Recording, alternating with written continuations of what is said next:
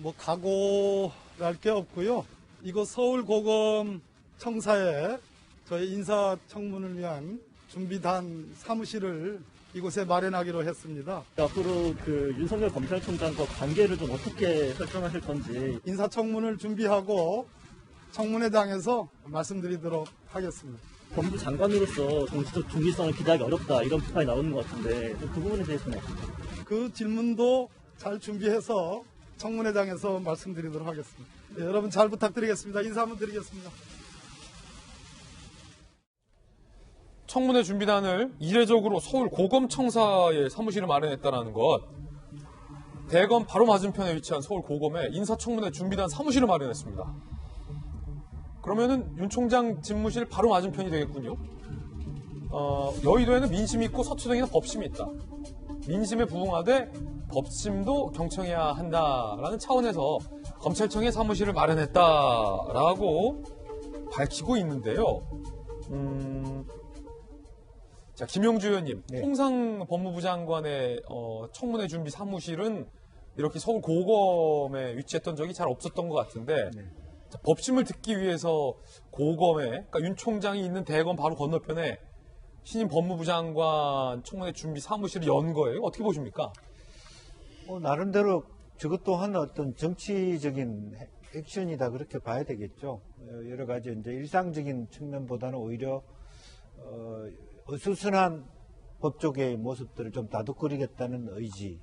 그리고 지금 현재 특히 이제 법무부 장관이나 행자부 장관은 올해 4월달에 재보궐선거가 있기 때문에 정치적으로 편향되었다는 소리를 들으면 안 되기 때문에 훨씬 더 본인의 임무에 집중하고 중립성을 지키겠다 이런 의지들을 저 안에 내세우고 또 실제적으로 여러 가지 답변 과정에서 나타나는 문제점들을 바로 실제로 담당 어떤 법무부라든지 검찰청 관계자들을 불러서 얘기할 수 있도록 매우 실용주의적 접근을 하고 있다 그렇게 봐야 될 것 같습니다.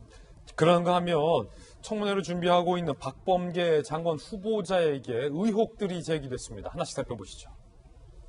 먼저 첫 번째 의혹은 3주택에서 1주택자가 된 박범계 후보자가 가족에게 매가, 증여했다는 의혹이 불거졌습니다.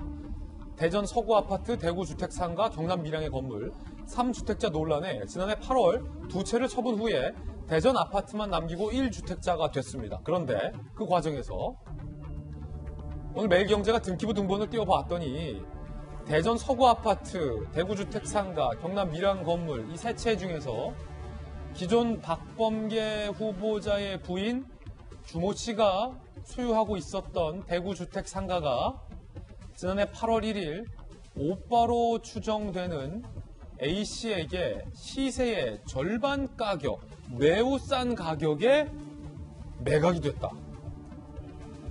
이 A씨는 오빠로 추정되는 인물인데요. 부인 주씨와 경남 밀양 건물도 공동으로 소유하고 있다.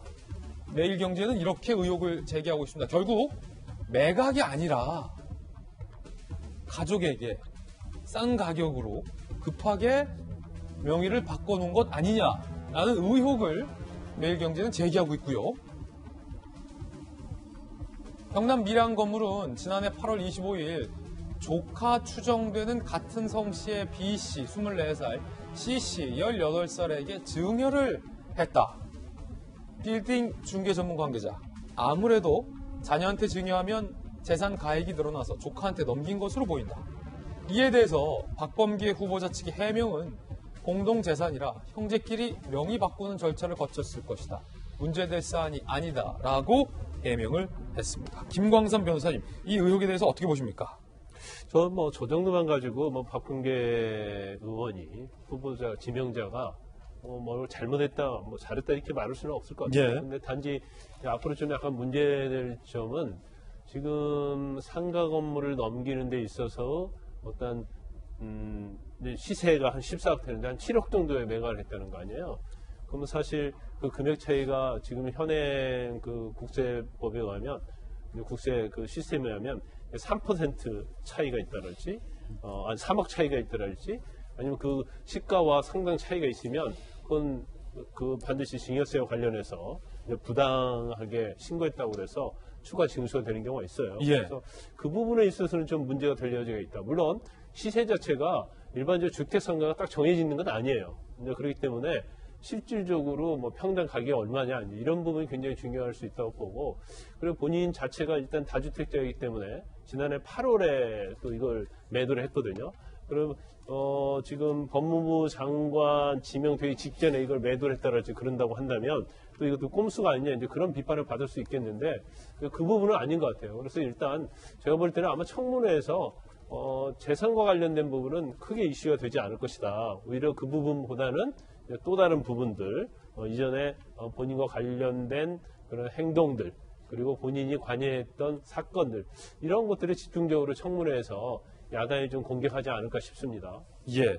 그런가 하면 박범계 후보자가 판사 시절 5심 판사라는 불명예를 안겨줬던 사건도 회자되고 있습니다. 인사청문회 앞두고 삼리의 나라 슈퍼 사건이 화두인데 99년 2월 전북 완주급 삼례읍 나라 슈퍼에서 발생한 강도치사 사건. 당시 검찰과 경찰은 지적장애 최모 씨 등 3명의 범인을 지목했고 각각 징역 3에서 6년 선고 후 만기 복역을 했습니다. 당시 1심 판사 배석 판사가 박범계 후보자였습니다. 세 사람 출소 후 경찰의 강압 수사로 허위 자백을 했다라며 재심 청구됐고 2016년 11월 무죄가 확정됐습니다. 결국 그때 당시 재판부가 그리고 검찰 경찰이 엄한 사람을 잡았다라는 것이 드러난 셈이죠. 2017년 2월 박범계 후보자는 최 씨 등을 만나 오심을 인정하고 사과한 바도 있습니다. 이재명 기자, 저 사건 명백한 오심이었던 거죠?